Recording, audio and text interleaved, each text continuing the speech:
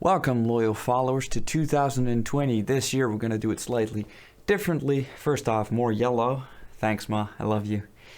And secondly, I got this thing, which is a starter deck. And I'm not talking about Pokemon or Yu-Gi-Oh! Or Magic the Gathering. I'm talking about ideas to get you started when you're making music. Last year, I didn't really do much music making on this channel, and I want to do that more because it's about music, and I never really show you the process in my YouTube channel because that's effort, and I don't know, it feels kind of gross. The process of music making is kind of gross, so I don't really want to show it, but this year we're going to change that. I'm going to learn a lot about instruments. I got plans for days, for 365 of them to be exact, and you know, I think we can start right away. This whole process is randomized because I don't know the order in which I put them in this little pot. So we're just gonna take a piece of paper out. I'm gonna read what's on it, and it's like a prompt that I chose myself because I know it always works. And we're gonna make a song out of it, and it says randomized sounds. I don't know if you're focusing, but it says randomized sounds. So we're gonna make a song with randomized sounds.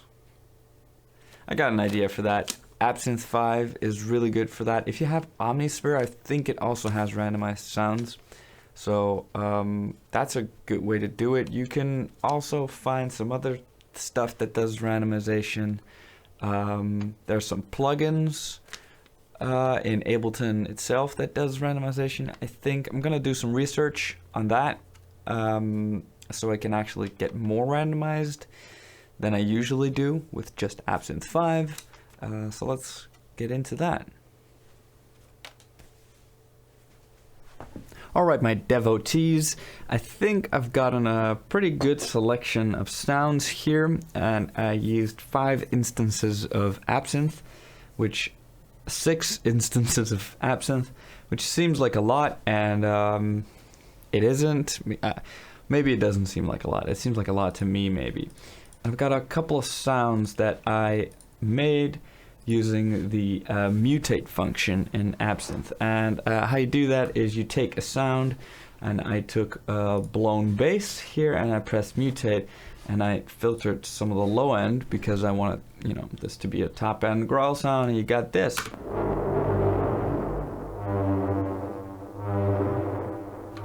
Pretty good.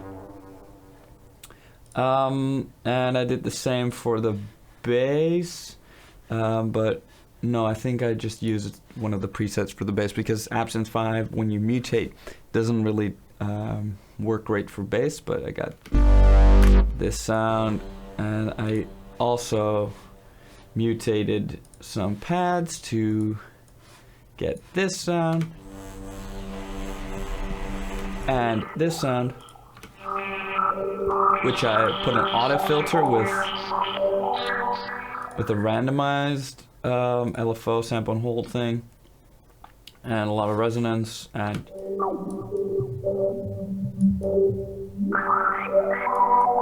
that works pretty well. I put it on quarter notes because you can make it faster.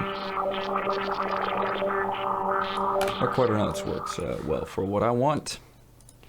And this, more of a top end harmony kind of thing, but with some like bug-ish crackles in there, which is nice. And this thing, which just seems like a kind of like a bass thing to me. Oh, because I also got a step divider on some drums with percussion, and the percussion sounds like this. It doesn't really make sense, but if you take it together with the drums, it starts to make sense, I guess. So this is a randomized thing. You just randomize the sequence, and this sequence came out. Falcon, I put in some melodies.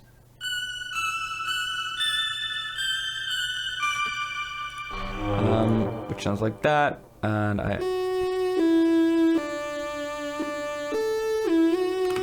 and something that sounds like that, which is a bit of a, you know, silly thing. And I got this randomized Falcon preset, which just has a bunch of different samples, and I just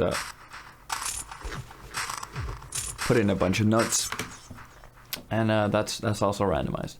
So I got a bunch of randomized stuff, and I'm just gonna organize it now to see if we can get a good structure, song structure.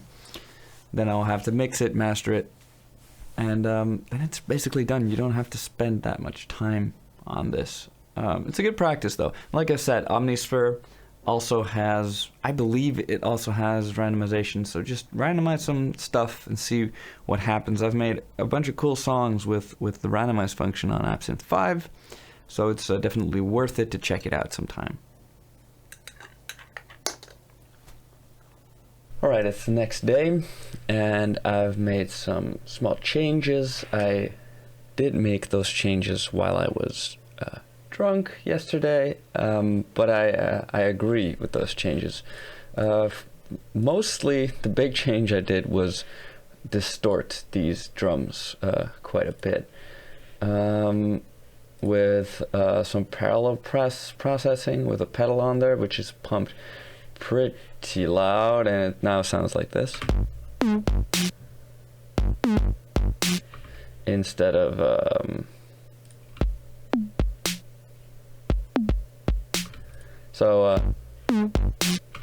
that's a pretty big difference. And the same goes for the percussion. I also think I saturated those a little bit.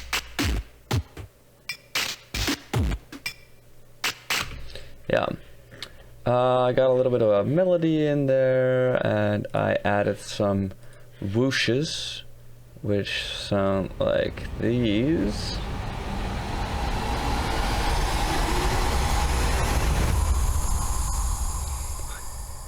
Big cinematic whooshes. I added a little bit of an atmosphere sound. This sound, it's just me walking through the train station. Some more drum rises and hits. And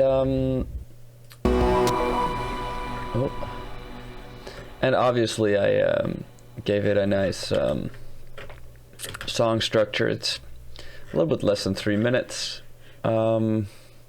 And of course I could put in a B section or a C section, or it's a stupid joke. Of course I could add like a bridge or whatever, but this is proof of concept. I kind of like the way it sounds now. It has this kind of 80s vibe, but also kind of an IDM kind of feeling, and that's pretty good.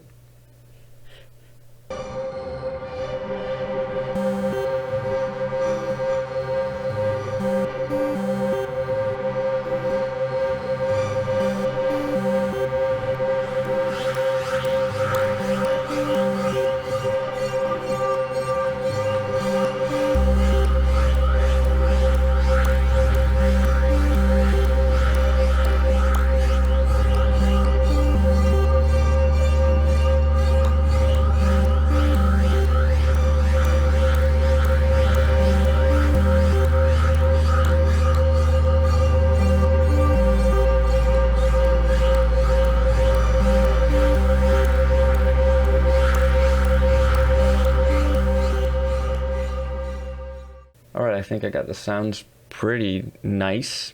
I think they sound good. I added a little bit of stuff here and there, changed some sounds, did a little bit of mutating again in Absinthe 5, especially on this sound. Still not sure about it, but it's like a higher harmony sound, but whatever, it's fine. And now I think I just need to change the levels. So for that, I'm going to actually bump it to just audio tracks, and that's going to allow me to not tweak any sound anymore. I'm just going to be able to do compression and maybe a little bit of reverb here and there, and just the levels. And then right away after that we can go and do a quick master, and then it should be finished.